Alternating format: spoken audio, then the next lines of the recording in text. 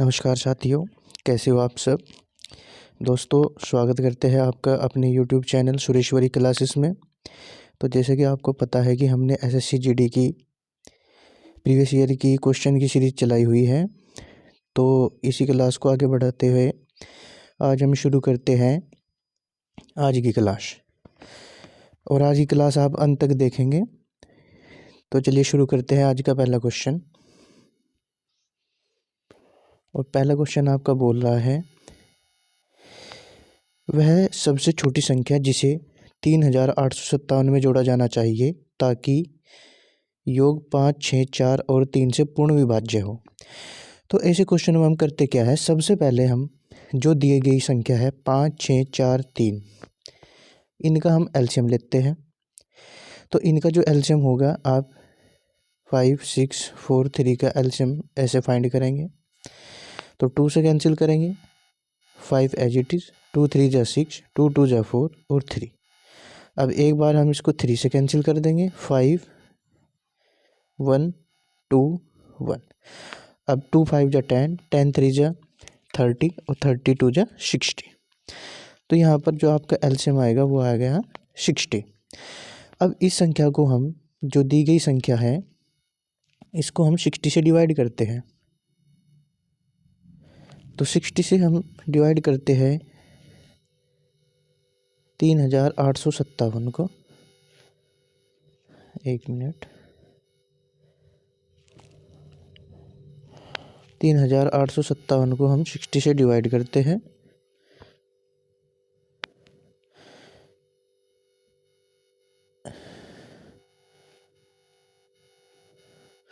तो आपका जो टेबल चलेगा, सबसे पहले चलेगा आपका 66 यानी 360, और बच जाएंगे आपका 85 में 60 गया तो बच जाएंगे आपके 25 और 7 आ जाएगा ऊपर से। अब आप चलाओगे 64 जा 240। अब जो आपका शेष बचा वो बचा 17। अब हम ये कह रहा है कि जोड़ा जाना चाहिए कि ताकि योगफल 5, 6, 4 और 3 से पूर्णतः विभाज्य हो। अगर बात करता घटाया जाना चाहिए तो आपका जो आंसर था वो 17 था, लेकिन इसने जोड़ने की बात करी है। तो हम क्या काम करेंगे, 60 से ही हम पूरा टेबल एक बार और चलना चाहिए, यानी कि 17 का 60 बनाने के लिए हम कितना ऐड करेंगे, तो आप बोलेंगे 43। आप इसे सिंपल कैसे करेंगे, 60 में से 17 माइनस करेंगे तो आपका तब भी आंसर 43 आएगा, जो कि आपका करेक्ट ऑप्शन हो जाएगा, option number first. Next question पर चलते हैं। और नेक्स्ट क्वेश्चन आपका बोल रहा है, कागज़ का प्रभार 55 प्रति किलोग्राम है, 55 रुपये प्रति किलोग्राम है। अगर 1 किलोग्राम कागज़ 192 मीटर स्क्वायर क्षेत्रफल को कवर करता है तो 8 मीटर कोर वाले एक घन को कवर करने में कितना खर्च होगा। तो सबसे पहले तो हम यहाँ पर देखते हैं कि 8 मीटर घन वाले कोर को कवर करने में कितना कागज़ लगेगा। तो ठीक है, चलिए देखते हैं। ये आपका एक घन हो गया। घन क्या होता है, यानी डाइस जिसकी सभी भुजाएं बराबर होती है और 3D होता है। तो इसकी एक भुजा दी है 8 मीटर, तो इसका जो पृष्ठीय क्षेत्रफल होगा वो होगा 6a स्क्वायर। तो इसका जो पृष्ठीय क्षेत्रफल हो जाएगा, यहाँ पर आ जाएगा 6 × 8 का स्क्वायर आ जाएगा, यानी 64। 6 4 जा 24, कैरी लगे 2 और 6 6 जा 36, 36 और 2 38, 384 मीटर स्क्वायर। अब आपको पता है कि 192 मीटर स्क्वायर का जो खर्च है वो 55 रुपये है। ठीक है, तो यानी 192 मीटर स्क्वायर का जो खर्चा है 1 किलो का, वो कितना आ जाएगा आपका 55 रुपये। तो यहाँ पर हमारा है 384। तो 384 निकालने के लिए यहाँ पर आप कहेंगे कि 2 से मल्टीप्लाई कर दें, तो इधर भी 2 से मल्टीप्लाई करेंगे तो यानी 2 kg कागज़ लगेगा। और 1 किलो का कितना है 55 रुपये, तो 2 किलो का आ जाएगा आपका 110 रुपये, जो कि आपका करेक्ट ऑप्शन हो जाएगा, ऑप्शन नंबर फर्स्ट। तो नेक्स्ट क्वेश्चन पर चलते हैं। और नेक्स्ट क्वेश्चन आपका बोल रहा है, सॉरी का क्वेश्चन जो है रिपीट हो गया है। तो नेक्स्ट क्वेश्चन पर चलते हैं।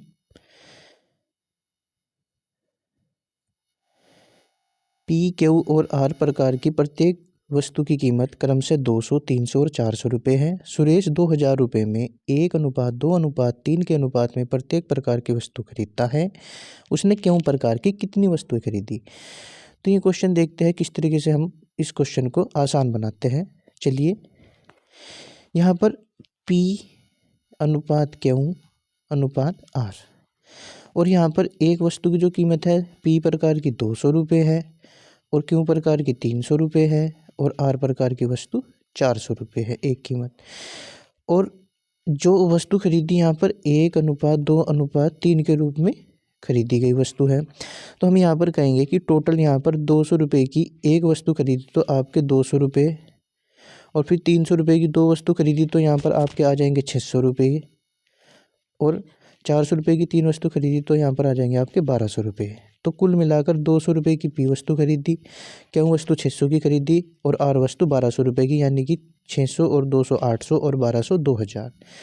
2000 रुपये की वस्तु हमारे अकॉर्डिंग खरीदी गई, लेकिन क्वेश्चन में भी 2000 रुपये की ही वस्तु खरीद रहा है, ये दिया गया है। तो एक की वैल्यू यहाँ पर आपकी आ जाएगी 1, और यहाँ पर पूछा गया कि क्यों प्रकार की कितनी वस्तुएं खरीदी, तो क्यों प्रकार की कितनी वस्तु है आपकी 2।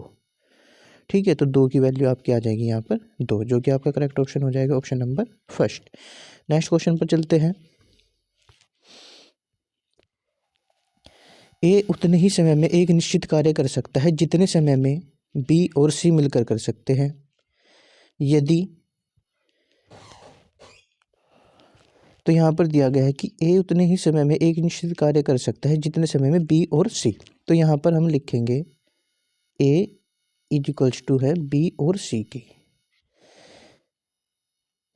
यदि ए और बी एक साथ इसे 8 दिन में कर सकते हैं, यानी ए प्लस बी किसी कार्य को 8 दिन में कर सकते हैं, और सी अकेले इस कार्य को 40 दिन में कर सकता है, तो सबसे पहले हम यहाँ पर एलसीएम लेंगे।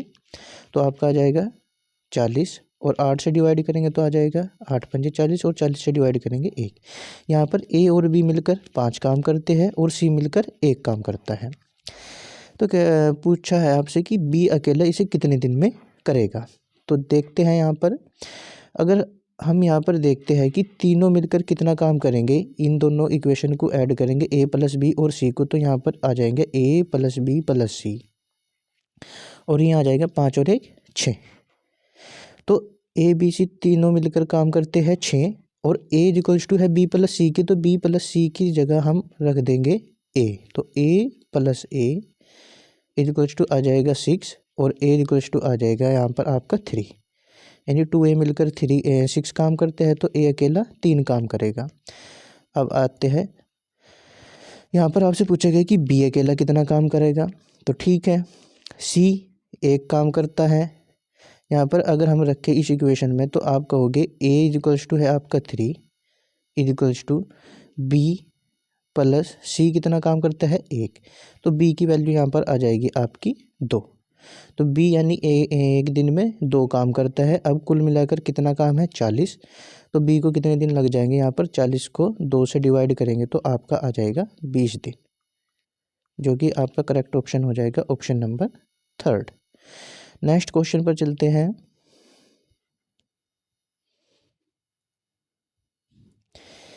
ए बी और सी का औसत वजन 55 किलोग्राम है। यदि ए और बी का औसत वजन 52 किलोग्राम है और बी और सी का औसत वजन 48 किलोग्राम है, तो बी का वजन कितना है। तो चलिए देखते हैं यहाँ पर ए बी सी तीनों का जो वजन है वो है आपका यहाँ पर 55 किलोग्राम। तो जो इनका योग होगा वो 3 गुना 55, यानी कितना आ जाएगा 5 तिया 15, 5 तिया 15 1 16, 165 किलोग्राम आ जाएगा। ए और बी का जो औसत वजन है वो 52 किलोग्राम है, तो यहाँ पर आ जाएगा 52 मल्टीप्लाई 2 कर देंगे तो आपका आ जाएगा 104 kg। बी और सी का औसत वजन यानी बी प्लस सी आपका आ जाएगा 48 किलोग्राम है, यानी 48 मल्टीप्लाई 2 करेंगे तो आपका आ जाएगा 96। अब इन दोनों को ऐड करते हैं तो यहाँ पर आ जाएगा ए प्लस 2b और प्लस सी। इधर तो आ जाएगा आपका ए और बी 2b और सी, और ये आ जाएगा आपका 104 और 96 यानी आ जाएगा आपका 200। तो यहाँ पर अगर हम इस इक्वेशन में से इस पहली इक्वेशन को माइनस करते हैं तो आपका ए से ए कैंसिल हो जाएगा, सी से सी कैंसिल, और दो बी में से एक बी माइनस होगा तो आपका आ जाएगा बी, और 200 में से 165 को माइनस करेंगे तो आ जाएगा आपका 35 kg। तो बी का जो औसत वजन है वो जो वजन है वो आपका हो जाएगा 35 kg, जो कि आपका करेक्ट ऑप्शन हो जाएगा ऑप्शन नंबर 4। चलिए नेक्स्ट क्वेश्चन पर चलते हैं। 840 रुपये में 17 गेंदों को बेचने पर 5 गेंदों के क्रय मूल्य के बराबर नुकसान होता है, तो एक गेंद का क्रय मूल्य कितना है? तो चलिए देखते हैं क्वेश्चन को। तो यहाँ पर हो रहा है आपका नुकसान। तो नुकसान आपको पता है, नुकसान किस कंडीशन में होगा? जब आपका सीपी बड़ा होगा और एसपी छोटा होगा। तो अगर हम सीपी में से एसपी माइनस करें तो आपका आ जाएगा नुकसान यानी हानि। अब हानि कितनी है? 5 गेंदों के क्रय मूल्य के बराबर, यानी 5 गेंदों का जो सीपी है उसके बराबर आपकी हानि है। और आपने कितनी गेंदें बेची है? आप बोलोगे 17, तो यानी कि 17 गेंद आपने खरीदी भी होगी और 17 गेंद आपने बेच दी, तो आपको जो हानि हुई 5 गेंदों के क्रय मूल्य के बराबर हानि हुई।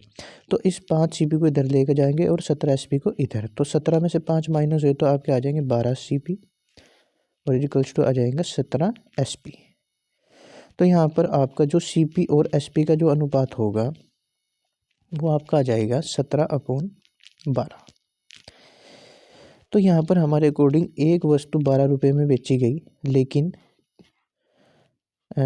यहाँ पर देखते हैं कि एक गेंद 12 रुपये में, तो 17 गेंद कितने में बेची जाएगी? हम कहेंगे 12 × 17।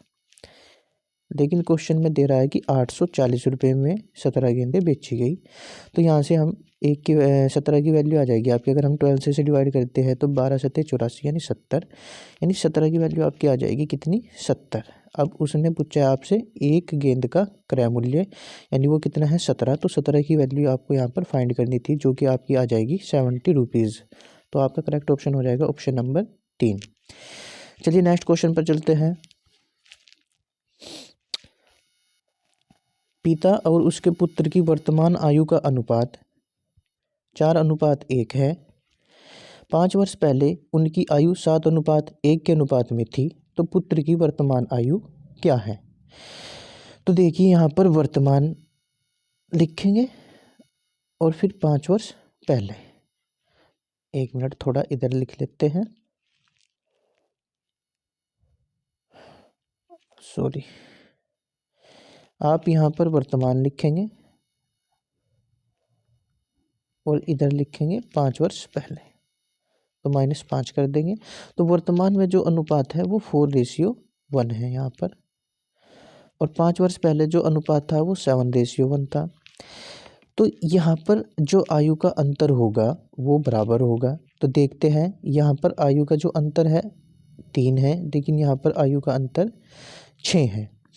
तो यहाँ पर ये जो अंतर है बराबर करते हैं। अब 6 और 3 का एलसीएम लेते हैं, तो इस 3 का 6 बनाने के लिए हम 2 से मल्टीप्लाई कर देंगे अंश और हर में, तो 4 × 2 = 8 और 2 × 1 = 2। इस 6 में तो 6 ये तो एज इट इज रह जाएगा, तो इसमें हम कोई मल्टीप्लाई नहीं करेंगे। तो यहाँ पर देखते हैं कि 1 से 2 हो रहा है और ये 7 से 8 हो रहा है। ये आपके पुत्र की आयु 1 आ जाएगी और जो पिता है उसकी आयु कितनी आ जाएगी? 7, यानी कि 5 वर्ष पहले थी, तो ठीक है। तो यहाँ पर हमारे अकॉर्डिंग 1 का अंतर है, लेकिन क्वेश्चन में कितना दिया गया है अंतर? 5 वर्ष का। अब पुत्र की वर्तमान आयु, यानी पुत्र की जो वर्तमान आयु है वो कितनी है? 2। तो 2 की वैल्यू आप यहाँ से फाइंड कर लेंगे तो कितनी आ जाएगी? 10 वर्ष। ठीक है, आई होप आपके ये क्वेश्चन समझ में आ गया होगा। तो चलिए नेक्स्ट क्वेश्चन पर चलते हैं।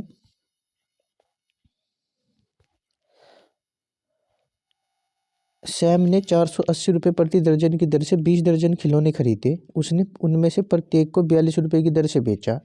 उसका लाभ प्रतिशत कितना था? तो यहाँ पर देखते हैं 480 रुपये प्रति दर्जन की दर से 20 दर्जन खिलौने खरीदे। तो ठीक है, यहाँ पर एक दर्जन जो है 480 रुपये के, तो एक दर्जन 480 और 20 दर्जन 20 दर्जन का मतलब कितना हो जाएगा यहाँ पर 240 खिलौने। 240 खिलौने उसने खरीदे 20 × 480, यानी कि आपका आ जाएगा 96 रुपये के उसने 20 दर्जन खिलौने खरीदे और एक खिलौने को 42 रुपये की दर से बेचा। तो ये तो आपका आ गया CP, और जो SP होगा वस्तुओं का, जो SP होगा यानी कि एक जो खिलौना था 42 रुपये का, कुल आपके खिलौने थे 240। तो ये आ जाएगा आपका 0। 24 2 जा 48, करी लगे 4 और 24 4 जा 96 और 4 100, यानी कि 10,080 रुपये। तो यहाँ पर 96 रुपये के उसने खिलौने खरीद रखे थे और 10,080 रुपये में बेच दिए। तो कुल मिलाकर जो लाभ हुआ वो हुआ यहाँ पर 08 और यहाँ पर आ जाएगा 4, यानी कि 480 रुपये का लाभ हुआ कुल किस पर, 96 रुपये पर, और मल्टीप्लाई बाई कर देंगे 100। तो 2 0 से 2 0 कैंसिल, और यहाँ पर आप इसको 96 को 5 से 96 से 5 बार मल्टीप्लाई करेंगे तो आपका आ जाएगा 480। तो यहाँ पर जो आपका लाभ परसेंट हुआ वो आ जाएगा 5%। ठीक है, नेक्स्ट क्वेश्चन पर चलते हैं। अपनी वास्तविक गति के 3/8 पर यात्रा करने वाली एक कार 2 घंटे 10 मिनट में 65 किलोमीटर की दूरी तय करती है, तो कार की वास्तविक गति ज्ञात कीजिए। तो चलिए देखते हैं।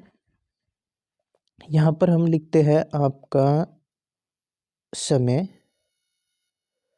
और इधर लिखते हैं गति। तो देखिए जो गति थी वो थी 3/8, तो समय जो होगा आपका उल्टा हो जाएगा, 8/3 हो जाएगी।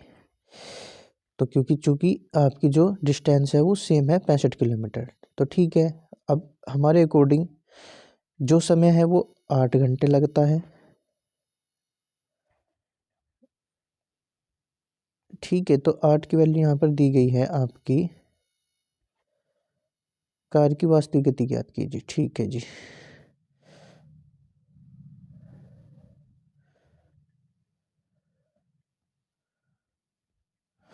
आठ की वैल्यू यहाँ पर आपकी दी गई है 2 घंटा 10 मिनट। 2 घंटा 10 मिनट को हम देखते हैं कितना आ जाएगा। 10 मिनट को चेंज करते हैं हम घंटों में, तो 10/60 यानी आ जाएगा 1/6, और 2 है ये आपका, तो 2 6 12 और 1 13/6। 8 की वैल्यू यहाँ पर आ जाएगी आपकी 13/6। तो यहाँ पर आपसे पूछा गया है कि कार की वास्तविक गति कितनी थी, तो कार की वास्तविक जो गति थी वो आपकी है 8 की वैल्यू। तो 1 मिनट रुको, सॉरी, क्वेश्चन को दोबारा करते हैं।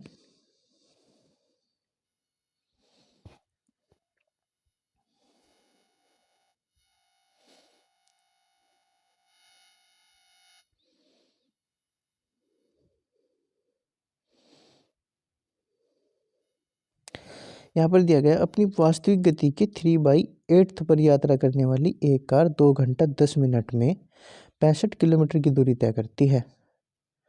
तो यहाँ पर हम सिंपल देखेंगे कि जो उसकी 3/8 जो गति है वो किसके बराबर होगी। तो हम कहेंगे कि जी 65 किलोमीटर की दूरी उसने करी है 2 घंटा 10 मिनट, यानी आपका आ जाएगा 2 और 1/6 पूरे को, यानी 6 2 जा 12 और 1 13/6। तो ये 6 चला जाएगा आपका, अंश में मल्टीप्लाई हो जाएगी। ठीक है, तो अब हम यहाँ से 3 की वैल्यू दी गई है यहाँ पर सिंपल ही है, तो यहाँ पर हम इसको 3 के इक्वल रख लेंगे।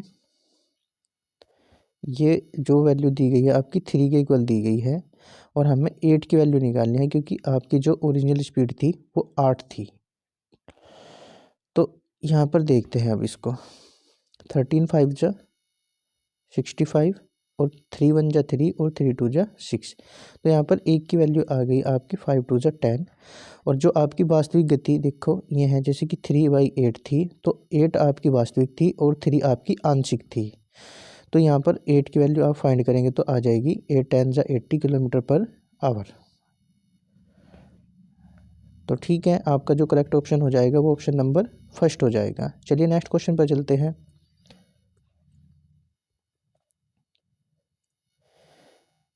ए ने बी को 2 वर्षों के लिए 6500 रुपये और सी को 4 वर्षों के लिए 8000 समान ब्याज दर से साधारण ब्याज दर पर और उन दोनों से ब्याज के रूप में कुल 4500 रुपये प्राप्त किए, तो प्रतिवर्ष ब्याज दर कितनी है? तो इस क्वेश्चन को हम बिल्कुल बेसिक तरीके से करेंगे। ए ने बी को 2 वर्षों के लिए 6500 रुपये, तो यहाँ पर जो आपका ब्याज होगा वो हो जाएगा 6500 रुपये पर 2 वर्षों का आर रेट से ब्याज, ये आ जाएगा आपका अपॉन 100। और यहाँ पर फिर 4 वर्षों के लिए यानी 8000 रुपये पर उसी दर से 4 वर्ष के लिए 8% रेट से जो ब्याज होगा वो ये आ जाएगा। और इक्वल्स टू है आपका कुल मिलाकर 4500 रुपये ब्याज के मिल रहे, तो इक्वल्स टू आ जाएंगे 4500। तो यहाँ पर 2 जीरो से 2 जीरो कैंसिल, ये 2 जीरो से ये 2 जीरो कैंसिल, तो आपका आ जाएगा 65 टू 130 आर। इस आर को हम कॉमन ले लेते हैं 130 और 84 जा 320 इक्वल्स टू आ जाएगा 4500। तो आर 130 और 320 को ऐड करेंगे तो आपका आ जाएगा 450 इक्वल्स टू आ जाएगा 4500 और इससे ही कैंसिल करेंगे तो आ जाएगा 10। तो आर की वैल्यू जो आपकी आई यहाँ पर 10% आ जाएगी, जो कि आपका करेक्ट ऑप्शन हो जाएगा ऑप्शन नंबर 3। तो चलिए नेक्स्ट क्वेश्चन पर चलते हैं।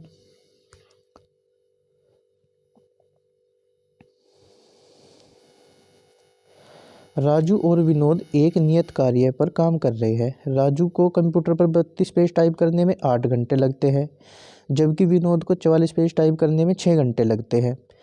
102 पेजों का असाइनमेंट 2 अलग अलग कंप्यूटरों पर टाइप करने के लिए उन्हें एक साथ काम करने में कितना समय लगेगा? तो चलिए देखते हैं। तो यहाँ पर हम सबसे पहले एक घंटे का काम निकालेंगे। तो यहाँ पर हम देखते हैं कि जो राजू को 32 पेज टाइप करने में कितने घंटे लगते हैं? 8 घंटे। यानी राजू का 1 घंटे का जो काम है वो आपका आ जाएगा 8 घंटे में 32 पेज, तो 1 घंटे में आपके 4 पेज। और जो विनोद है उसका 1 घंटे का काम आपका आ जाएगा, ये 6 घंटे में 44 पेज टाइप करता है, तो 1 घंटे में करेगा 44/6, यानी 2 से कैंसिल कर देंगे तो आपका आ जाएगा 22/3, तो यहाँ आ जाएगा आपका 22/3। तो अब यहाँ पर हम देखते हैं राजू और विनोद 1 घंटे में कुल कितना काम करेंगे। राजू और विनोद 1 घंटे में कुल कितना काम करेंगे, तो 4 में ऐड कर देंगे 22/3, तो आपका आ जाएगा 34/3। तो राजू और विनोद का 1 घंटे का जो कार्य हुआ वो 34/3 हुआ। अब उन दोनों को 102 पेज टाइप करने हैं, तो कुल कितना समय लगेगा? तो यहाँ पर 102 को हम डिवाइड करते हैं 34/3 से। ये जो 3 है अपोन में ये आपका चला जाएगा मल्टीप्लाई में, तो ये आपका टाइम आ जाएगा। तो 34 से ये आ जाएगा 3 टाइम और 3 3 जा 9, तो ये आपका जो आंसर होगा वो 9 आवर हो जाएगा, जो कि आपका करेक्ट ऑप्शन होगा ऑप्शन नंबर 3। तो चलिए नेक्स्ट क्वेश्चन पर चलते हैं। दो संख्याएं 2 और 3 के अनुपात में हैं। यदि पहली से 50 घटाया जाए और दूसरी में 50 जोड़ दिया जाए तो अनुपात 1:4 हो जाता है। मूल संख्याओं का योग ज्ञात कीजिए। तो देखते हैं, यहाँ पर जो संख्याएं थी आपकी 2/3 थी और फिर बाद में हो जाती है आपकी 1:4। तो पहली संख्या में 50 घटा दिया और दूसरी संख्या में 50 जोड़ दिया। हम यहाँ पर देखते हैं कि ये जो पहली संख्या है 2 से कितनी हो गई? 1, यानी 1 कम हो गई, बिल्कुल ठीक है। और ये जो 3 से हो गई 4, यानी कि ये +1 हो गई। तो यहाँ पर हम देख रहे हैं कि 1 का अंतर 50 और यहाँ पर भी 1 का अंतर 50। तो यहाँ पर हम सिंपली कह सकते हैं कि 1 की जो वैल्यू है वो 50 है। तो संख्या मूल संख्याओं का योग, यानी मूल संख्या ही थी आपकी 2:3, तो आपकी जो योग होगा 2 और 3 यानी 5 की वैल्यू आप यहाँ से फाइंड करेंगे तो कितनी आ जाएगी? आपकी आ जाएगी 250, क्योंकि 1 की वैल्यू कितनी है? 50। तो आपका करेक्ट ऑप्शन हो जाएगा ऑप्शन नंबर 3। चलिए नेक्स्ट क्वेश्चन पर चलते हैं। अब ये क्वेश्चन हर शिफ्ट में आपके देखे गए थे उस टाइम पे, तो देखते हैं इस क्वेश्चन को, सरलीकृत करें। 8.4 minus 5 plus 0.3 of 3.3 minus 2.6 multiply 1.07। तो सबसे पहले हम यहाँ पर इस ब्रैकेट को सोल्व करते हैं, सर्किल ब्रैकेट को। तो मल्टीप्लाई करते हैं 2.6 की 1.07 में, तो आपका आ जाएगा 2.6 की मल्टीप्लाई 7 में करेंगे 26 7 जा, हाँ यहाँ पर होगा 26 7 जा, चेक करते हैं 7 6 जा 42, कैरी लगे 4 14 प्लस 4 182। तो यहाँ पर इन दोनों की मल्टीप्लाई करेंगे तो आ जाएगा 82.1, 26 1 जा 26 और 127, तो 27। तो ये जो पॉइंट होगी आपकी, पॉइंट यहाँ पर लग जाएगी 3 अंकों बाद, क्योंकि 2 डिजिट ही हैं और 1 डिजिट ही है, तो 2.782। इसको दोबारा से लिख लेते हैं, 2.782 और माइनस 3.3। अब जिन बच्चों से घटाना नहीं आता तो वो यहाँ पर देखेंगे 3.3 में से किस तरीके से आप घटाते हैं 2.782। तो सबसे पहले आपको पॉइंट के नीचे पॉइंट लिखनी है और बाकी के जो अंक हैं उनके ऊपर 0 लिख देंगे। तो 10 में से 2 गया 8, यहाँ पर बच गए 9, 9 में से 8 गया 1 और यहाँ पर बच गए 2, 2 यानी 12 में से 7 गया 5 और यहाँ पर आ गया आपका 2, 2 में से 2 गया 0, तो आपका आ जाएगा 0.518। तो इस पूरे ब्रैकेट को सोल्व किया हमने, आ जाएगा 0.518 और ये ऑफ की जगह लगा देंगे मल्टीप्लाई, ये बोला है 0.3। तो अब पहले इसको सोल्व करते हैं, मल्टीप्लाई करते हैं 3 की, तो 3 8 जा,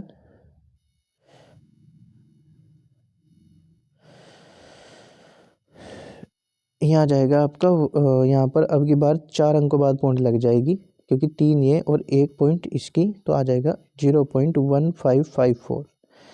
अब इसमें 5 में ऐड कर देते हैं इसको, तो आ जाएगा आपका 5.1554। अब इसको माइनस करते हैं 8 में से, 8.4 में से, तो इसे भी देखते हैं 8.4 में से माइनस करते हैं आपका 5.1554, तो 0 0 0। इन क्वेश्चन में कोई ट्रिक नहीं होती, तो आपको ये बिल्कुल बेसिक से करने होते हैं, थोड़ा टाइम ज़्यादा लेते हैं, इसलिए ये क्वेश्चन आपको दिए जाते हैं। 10 में से 4 गया आपका आ जाएगा 6 और यहाँ पर 9 में से 5 गया 4 और आपका 9 में से 5 गया 4 और यहाँ पे 3 में से 1 गया 2 और पॉइंट यहाँ पर आ जाएगा 8 में से 5 गया 3, तो 2.2446, यानी कि आपका करेक्ट ऑप्शन हो जाएगा ऑप्शन नंबर 3। तो चलिए नेक्स्ट क्वेश्चन पर चलते हैं। एक आयताकार बॉक्स की मूल चौड़ाई 20 सेंटीमीटर है। बॉक्स को इस तरह से बनाया गया था कि इसकी लंबाई 15% बढ़ गई, लेकिन चौड़ाई 5% कम हो गई। इसके कारण इसके क्षेत्रफल में 74 सेंटीमीटर स्क्वायर की वृद्धि हुई। तो बॉक्स की लंबाई क्या है? तो चलिए देखते हैं क्वेश्चन को। तो यहाँ पर सबसे पहले हम देखते हैं कि जो मूल चौड़ाई थी वो 20 सेंटीमीटर है, तो नई चौड़ाई कितनी होगी। तो यहाँ पर जो देखते हैं हम, एक मिनट,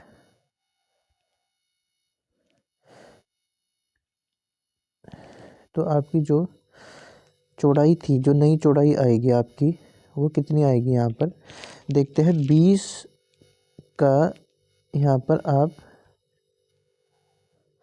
5% कम हो गई, तो यानी कि आप यहाँ पर 95/100 निकाल लेंगे।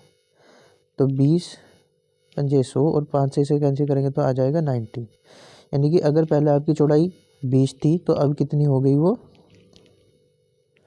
19 हो गई। ठीक है, लेकिन जो लंबाई थी, लंबाई में कितनी 15% की वृद्धि हुई, तो 15% का फ्रैक्शन आप यहाँ से निकाल लेंगे तो आ जाएगा 3/20, यानी कि अगर आपकी लंबाई पहले थी 20 x, तो जो नई लंबाई होगी आपकी वो हो जाएगी 23x।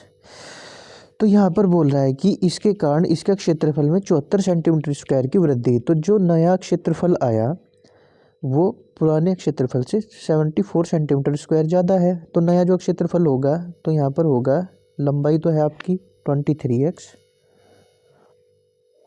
और जो नई चौड़ाई है वो आपकी है 19। माइनस करेंगे इसमें से, जो पुरानी लंबाई थी वो थी आपकी 20x और मल्टीप्लाई कर देंगे इसकी पुरानी चौड़ाई से। तो पुरानी चौड़ाई थी आपकी 20 और इक्वल्स टू आ जाएगा आपका, ये आ जाएगा आपका 74 के बराबर। तो यहाँ से हम देखते हैं 23 × 19 करते हैं तो आपका आ जाएगा 19 × 57, कैरी लगे 5, 19 दूनी 38 और 5 43, यानी 437x माइनस करेंगे 20 की मल्टीप्लाई 20 में, यानी 400x बराबर किसके, 74 के। तो यहाँ 437x में से 400 माइनस हुआ तो आपका आ जाएगा 37x इक्वल्स टू आ जाएगा 74 के, और x इक्वल्स टू आ जाएगा यहाँ पर आपका 37 टू जा 74, तो x की वैल्यू 2।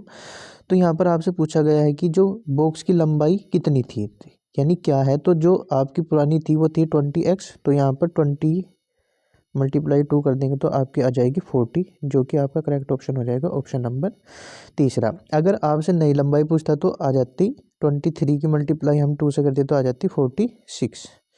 तो ठीक है, नेक्स्ट क्वेश्चन पर चलते हैं।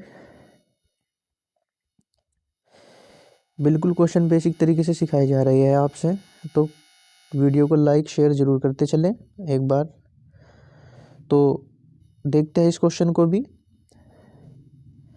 क्वेश्चन बोल रहा है आपसे कि यदि 50, 56 और 44 छात्रों के 3 बेंचों के औसत अंक क्रम से 55, 52 और 40 है तो सभी छात्रों के औसत अंक कितने होंगे। तो यहाँ पर 50, 56 और 44,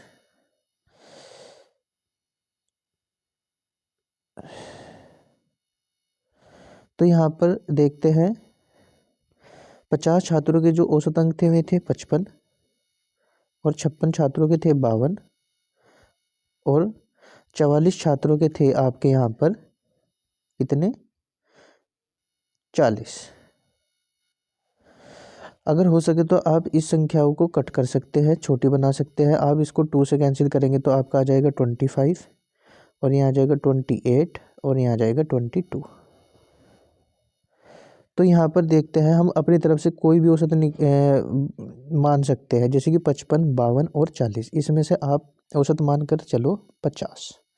सपोज करो कि सबका औसत कितना था 50, तो 50 से कंपेयरिंग करते हैं 55 की, तो आप कहेंगे कि ये +5 है और 50 से ये +2 है और ये -10 है। अब 25 की मल्टीप्लाई 5 में करेंगे तो आपका आ जाएगा 125 और 28 टू जा 56 और 22 10 जा आपका आ जाएगा -220। अब इनको ऐड करते हैं, 56 में 25 ऐड करते हैं तो आपका आ जाएगा 81, यानी 181, ये तो आ जाएंगे आपके 181 और ये आ जाएगा आपके -220। तो कुल मिलाकर यहाँ पर कितने कम होते हैं, 10 में से एक गया आपका आ जाएगा 9 और यहाँ पर 11 में से 8 गया 3, 39। तो -39। अब ये जो -39 हुए आप इनको डिवाइड कर देंगे, कुल कितने बंदे थे 25, 28 और 22, यानी कि आपका आ जाएगा 22 और 28 50 और 25 75। 75 से डिवाइड करते हैं तो आपका पॉइंटों में आ जाएगा लगभग 0.42। तो आप जैसे 50 में से इसको माइनस करते हैं 42 को तो आपका आ जाएगा 49.48, जो कि आपका करेक्ट ऑप्शन हो जाएगा ऑप्शन नंबर फर्स्ट। चलिए नेक्स्ट क्वेश्चन पर चलते हैं। प्रतिवर्ष चक्रवृद्धि ब्याज की किस दर से 1800 रुपये की राशि 2 वर्षों में 2178 रुपये हो जाएगी। तो देखते हैं, ये आपका प्रिंसिपल दिया गया है और ये आपका अमाउंट दिया गया है। तो इस क्वेश्चन को किस तरीके से करेंगे, तो यहाँ पर देखते हैं टाइम दिया गया है 2 वर्ष और चक्रवृद्धि ब्याज है, तो ठीक है। तो यहाँ पर 1800 और 2178 को हम सबसे पहले इनका रेशियो निकालते हैं, यानी A/P निकाल लेंगे। तो यहाँ पर कितना आ जाएगा आपका ये आ जाएगा आपका 1800 और 2178, यानी कि 2178 और डिवाइड बाई करेंगे 1800। इसको आप 2 से कैंसिल करो तो आपका आ जाएगा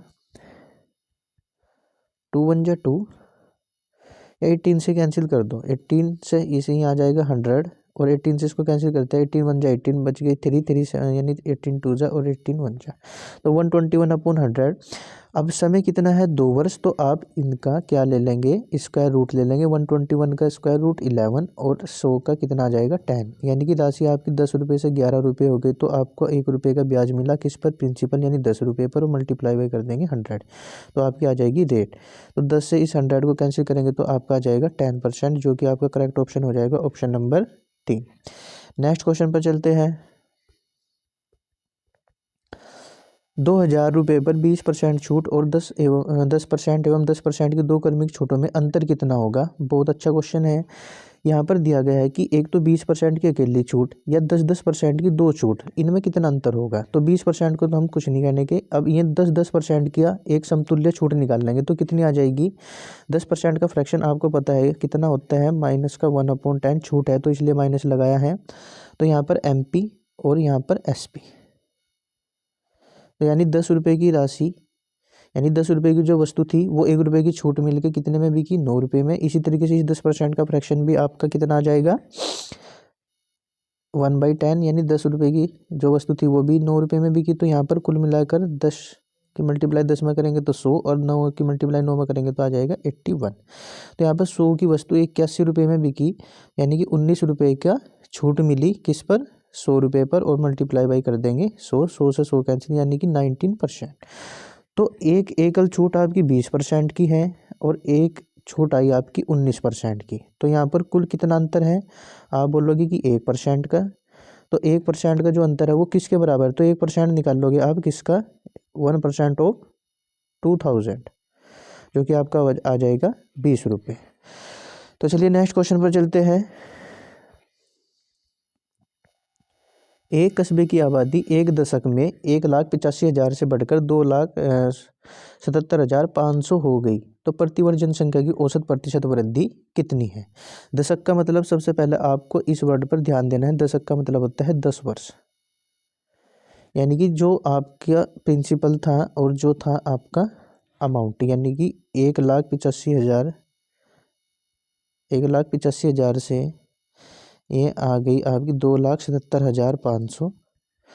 आप यहाँ पर 2 जीरो से 2 जीरो कैंसिल कर देंगे और 1850 और ये है 2775, तो माइनस करेंगे यहाँ पर आप, तो कितना आ जाएगा 5 और 7 में से 5 गया आ जाएगा 2 और 7 में से 8 गया, यानी 17 में से 8 गया 9। तो यहाँ पर आपका आया 925 और कितना 1850 पर, और कितने वर्षों में, 10 वर्षों में, और मल्टीप्लाई बाई कर देंगे 100 से। तो यहाँ पर 2 जीरो से 2 जीरो कैंसिल आ जाएगी और 185 से ये पूरा कट जाएगा 5 बार, तो जो कि आपका करेक्ट ऑप्शन हो जाएगा 5%। तो ये आपकी रेट आ जाएगी 5%। तो ठीक है, नेक्स्ट क्वेश्चन पर चलते हैं। एक व्यक्ति 10 किलोमीटर प्रति घंटा की गति से कल्याण से मुंबई जाता है और 15 किलोमीटर प्रति घंटा की गति से कल्याण वापस लौटता है, तो पूरी यात्रा में उसकी औसत गति क्या है। तो ठीक है, यहाँ पर आपको दिया गया S1 और S2। S1 आपका 10 किलोमीटर प्रति घंटा और S2 आपका 15 किलोमीटर प्रति घंटा। एलसीएम लेंगे तो आपका आ जाएगा 30 और 10 3 जा और 15 2 जा। तो यहाँ पर वो, इसका मतलब है कि वो 30 किलोमीटर चला और 30 किलोमीटर वापस आया, तो कुल कितने समय में, 3 और 2 5 घंटे में। तो यहाँ पर जो आपकी औसत गति होगी, एवरेज स्पीड होगी जो आपकी यहाँ पर, वो आ जाएगी कुल दूरी, यानी 2 × 30 और अपोन में करेंगे हम यहाँ पर 3 + 2, यानी ये आपका आ जाएगा 5 घंटे में। तो 5 इसको कैंसिल करेंगे कितना आ जाएगा 6 और 6 दूनी कितना आ जाएगा 12, तो 12 किलोमीटर प्रति घंटा आपकी यहाँ पर औसत गति हो जाएगी। चलिए नेक्स्ट क्वेश्चन पर चलते हैं। 25 अवलोकनों का माध्य जो है 36 है। इन अवलोकनों में से यदि पहले 13 अवलोकनों का माध्य 32 है, यदि अंतिम 13 अवलोकनों का माध्य 40 है, तो 13वां अवलोकन क्या है। तो देखते हैं इस क्वेश्चन को। यहाँ पर 36 अवलोकन दिए गए हैं आपका 36, तो 36 का कितना है आपका, सॉरी 25 दिए गए हैं, 25 अवलोकन दिए गए हैं आपके। 25 अवलोकन का जो माध्य है आपका है 36, तो कोई बात नहीं, यहाँ पर 25 का कितना आ जाएगा 36, और पहले 13 का जो है वो दिया गया है, पहले 13 अवलोकनों का माध्य 32 है, और प्लस फिर जो अंतिम 13 है उनका जो माध्य है वो 40 है, और ये है 25 का कुल है जी 36। तो सबसे पहले हम यहाँ पर देखते हैं 36 से कंपेयरिंग करेंगे इस 40 की, तो आपका आ जाएगा माइनस का, सॉरी प्लस का 4, और इस 32 की कंपेयरिंग करते हैं 36 से, तो आपका आ जाएगा माइनस का 4। अब 13 4 जा कितना आ जाएगा 52, माइनस का 52, और 13 4 जा आपका आ जाएगा प्लस का 52, 52 से 52 कैंसिल, तो यहाँ आ जाएगा 0, तो 0 हम यहाँ पर ऐड करेंगे तो कितना आ जाएगा 36। तो आपका जो 13वां अवलोकन है वो भी आपका 36 हो जाएगा, जो कि आपका करेक्ट ऑप्शन है ऑप्शन नंबर फर्स्ट। और ये है आपका आज का अंतिम क्वेश्चन सिंप्लीफाई का, बहुत आसान क्वेश्चन है, चलिए देखते हैं। सबसे पहले हम इस 6 से डिवाइड करते हैं इस 48 को, तो आपका आ जाएगा 8, और 12 2 से आपका आ जाएगा 24, और 25 में से हट गए बच गया आपके 17, और 17 और 24 को ऐड करेंगे तो आपका आ जाएगा 41, जो कि आपका करेक्ट ऑप्शन है ऑप्शन नंबर थर्ड। तो दोस्तों कैसी लगी आपको आज की क्लास, प्लीज़ लाइक शेयर और सब्सक्राइब जरूर करें, धन्यवाद।